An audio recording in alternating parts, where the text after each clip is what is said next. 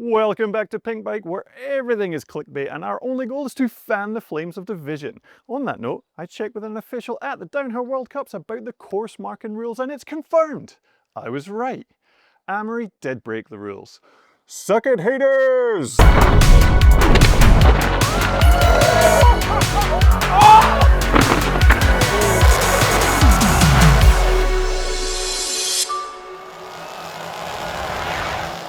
I'm sorry, no. I actually hate division and flames. My passion is actually putting out fires with research and balanced information dissemination, because conflict actually makes me incredibly anxious and sweaty. So, before I bring you wonderful folks up to speed for round 2 of the downhill mountain bike series in Loudenvielle, please allow me to put a pin in this divisive bit of drama by properly explaining what Amaury did last week in Poland and why it broke the rules thanks to some juicy new information I've sourced. Then hopefully, no rider makes the same mistake in the future, and the disagreeable commenters can stop being mildly aggressive in the comments, as my delicate disposition just can't handle it.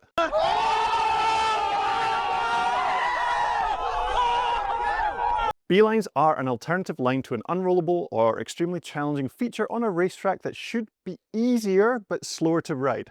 Although, sometimes these belines can end up being faster because riders are always more creative than the people marking the course. And when it comes to marking the course, for clarity, there are only 3 official types of course markers that define where riders can go.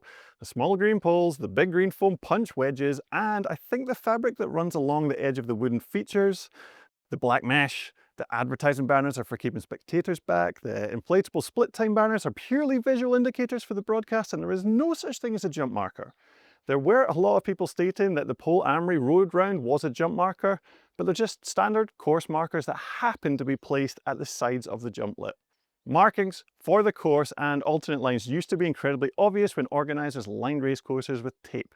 This is because there would be a continuous defined A and B lane to follow with little room for interpretation.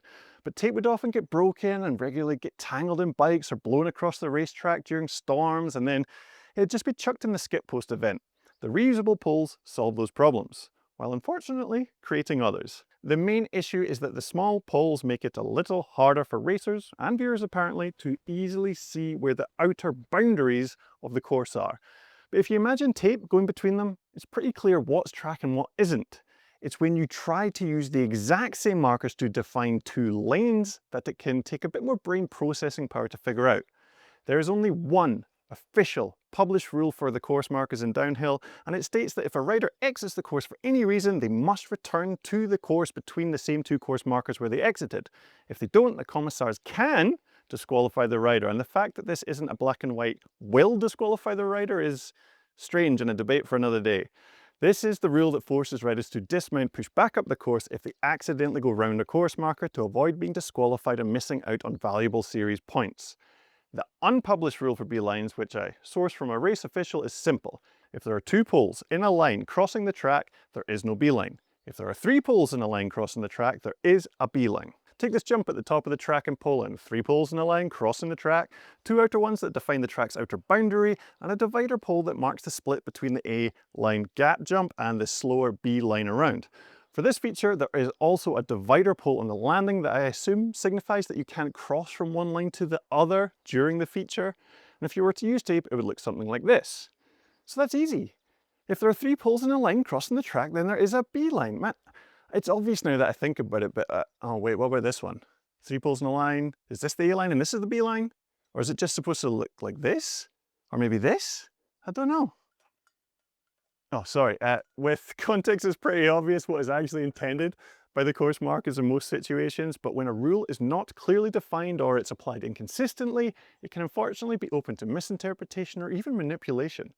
And there are still people arguing both sides of this, which is why I had to try and find some answers. So to finally wrap up this Amaury incident once and for all, this section of track has a gap jump. It is a rollable gap jump and therefore does not need a beeline. If it did need one, it would be marked with 3 poles in a line to define both lines. And if I highlight all the course markers, you can see there are not 3 in a line.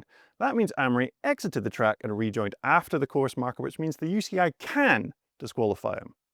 Should they have? Well, if he broke the rules, then they have to. Doesn't matter if there was no advantage gained or if it was an honest mistake. I know my co-worker Dave Trumpor said all the junior girls went round it, but for the runs I checked, they all stayed on the correct side. I didn't check everyone though, so there will be others who made this mistake, and the rules have to be applied the same for everyone. If that isn't fair or all this seems silly, then the rules need to be changed to something well-defined and super clear so we don't even need to debate this. Also, the course dividers need to be a separate colour from the boundary markers to avoid confusion. Every rider needs to run a camera so any reports of course cutting can be verified, and there really should be an official with intimate knowledge of the track watching the camera feeds like a hawk to catch these things instead of relying on the teams to report them. Right. Loudenvielle round 2, come on. You might be able to tell I am not in Scotland. I'm in the French valleys right next to the Spanish border, and thank the lucky stars, it looks like we're getting some sunshine this week. I barely warmed up from Poland, and I'm sure my camera still has some water in it. And I'll tell you who might be disappointed with the forecast: Benoit Coulange, who won the round here last season in the pouring rain. He was getting quite excited earlier in the week at the potential of some moisture, but sadly the forecast has changed to dry. But it might change again. You've got to stay on your toes out in these hills. Also, there's a load of other fast French boys who will be keen to stamp some authority on this season. A couple Irish lads too, big Austrian boy to watch out for. Can't forget the Americans. Actually, talking of Americans, guess who's back for this round? That's right, Aaron Gwynn. And I've probably got no footage of him, but he is here, and let me tell you, he will not be here just for fun. I predict he will go straight through Q1 to finals, no messing. I'll be interested to see if Miriam Nicole will have a better go of things this week after our disappointing 10th place last weekend. It's her home country, she won here last year in the rain, and it should be dry, which is her preference. But Tani Seagrave is absolutely on one at the moment, and honestly will be hard to beat given she was fastest here last year in qualifying and in the finals until a tip over. I'm really excited to see how this one plays out. Oh, and it looks like the junior world champ and first year elite racer Iris van Leuven might be racing this week after recovering from her hardline injury. She's on the entry list, she's riding in the valley today, but let's see if she lines up. Now that we have a better understanding of the junior girls, we can look forward to the battle between Aletha Osgaard and Rosa Marie Jensen. Both first-year juniors were on another level last week, but Aletha crashed in the final, knocking her down the rankings. I predict a breakout result from her this weekend. The junior men's is going to be an all-out battle of the Western continents with American Asa Vermette versus European Max Allround versus Oceanian Tyler Waite.